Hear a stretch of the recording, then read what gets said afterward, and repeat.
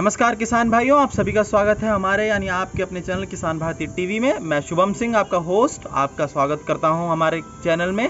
आज के इस कार्यक्रम में हम बात करेंगे कि किस तरीके से आप पपीते की खेती कर सकते हैं। अगर हम पपीता की बात करें तो ये सदाबहार फल है, ये आपको हमेशा 12 महीना मिलता रहेगा।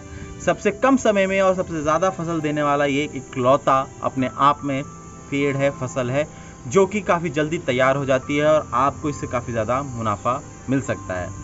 अगर हम बात करें पपीते की पेड़ की तो इसमें से सब जो दो किस्में हैं, दो तरीके की होती हैं जिनमें आप पेड़ों को लगा सकते हैं। पहली किस्म में जिसमें नर और मादा होते हैं, जो जिसमें आपको आधे पेड़ नर के मिलेंगे और मादा के मिलेंगे। उनको लगाने के बाद आपको ये तय करना पड़ेगा कि आपके पेड़ में से कितनी नर है और कितनी मादा है। उनमें से आप अगर 50 पेड़ लगा रहे हैं तो अगर आपके 25 पेड़ नर है और 25 पेड़ मादा है तो उनमें से आपको सिर्फ 5 पेड़ नर के रखने पड़ेंगे।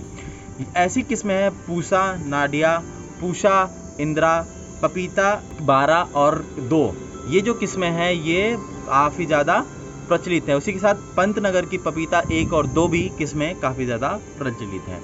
अगर हम बात करें दूसरे किस्म की जिसमें बहुत कम नर और मादा वाला अनुपात होता है, जो पेड़ खुद ही सेल्फ पॉलिनेशन कर लेते हैं और काफ़ी अच्छी तरीके से जिनकी फसल होती है, जो सबसे ज़्यादा भारत में लगाई जाती है, उनमें से है रेड लेडी, सबसे ज़्यादा प्रचलित है।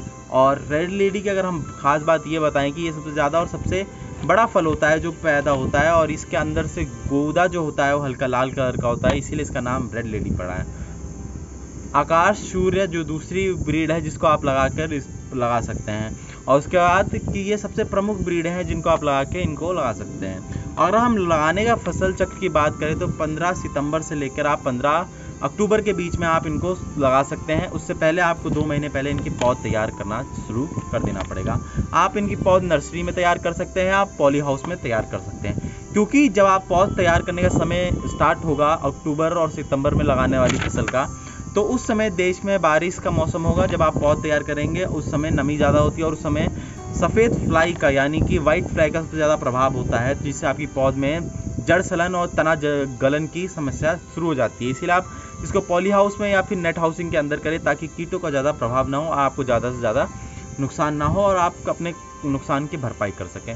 अगर हम बात करें साल में दूसरा समय जब आप इसकी फसल लगा सकते हैं वो है 15 फरवरी से 15 मार्च के बीच में।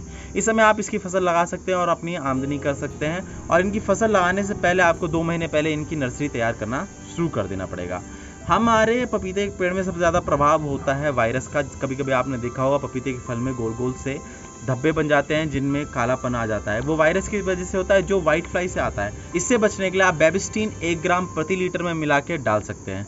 और कभी कभी आपने ये देखा होगा कि आपके पपीते के पेड़ में फूल आ रहे हैं पर फल झड़ जाते हैं, फूल झड़ जाते हैं, वो ज़्यादातर हार्मोन की वजह से होता है। जब आपके पेड़ में हार्मोन डिसबैलेंस हो जाता है या फिर उनको न्यूट्रिएंट्स नहीं मिलते, इसकी वजह से होता है। तो आप कोई भी हार्मोन का पेस्टिसाइड लेके इसको डाल सकते हैं। अगर आपको हार्मोन पेस्टिसाइड नहीं मिल रहा है तो आप जिंक, कॉपर, सल्फेट, बोरोन और ब्रोनियम की मात्रा अपने पेड़ों में नाप के उसको डाल सकते हैं और नाइट्रोजन की कमी अपने पेड़ों में ना होने दें, जिससे आपके पेड़ों में फल या फ्रूट काफ़ी अच्छे तरीके से आएगा। अगर तापमान की बात करें तो आपके पपीते के पेड़ को तापमान 25 से 35 डिग्री सेल्सियस के करीब होना चाहिए, जहाँ पे आप इसको लगा के अच्छे से फसल पा सकते हैं। और पपीते के पेड़ में सबसे खास बात यह है कि आपको पानी रुकने वाली ज़मीन में इसको नहीं करना। जहाँ पे अगर पानी रुक रहा है तो पानी निकास बराबर होना चाहिए और पानी का निकास अच्छे से सुचारू रूप से करना चाहिए। अगर पानी रुकने वाली ज़मीन है तो आप मेड़ बना के थोड़ी सी ऊंचाई पे अपने पेड़ को लगाएं और ज़मीन को थोड़ा ऊंचा रखें, जिससे आपकी ज़मीन का पेड़ ऊंचा रहने की वजह से भी काफ़ी अच्छे से आपकी फसल तय हो सकती है। अगर आपको हमारा ये कार्यक्रम पसंद आया, आपको पपीते के बारे में और जानकारी चाहिए तो हमें कमेंट बॉक्स में लिख भेजिएगा ताकि हम आपकी मदद कर सकें। अगर इस कार्यक्रम में हमसे कोई गलती हुई हो और कुछ मिस्टेक हुई हो तो हमें बताइए, और आप किस तरीके से अपने पपीते की फसल लगाते हैं, उनको बचाते हैं, ये भी कमेंट बॉक्स में लिख के बताइएगा। आज के कार्यक्रम में इतना ही। मैं शुभम सिंह आपसे इजाज़त चाहता हूँ, तब तक के लिए धन्यवाद।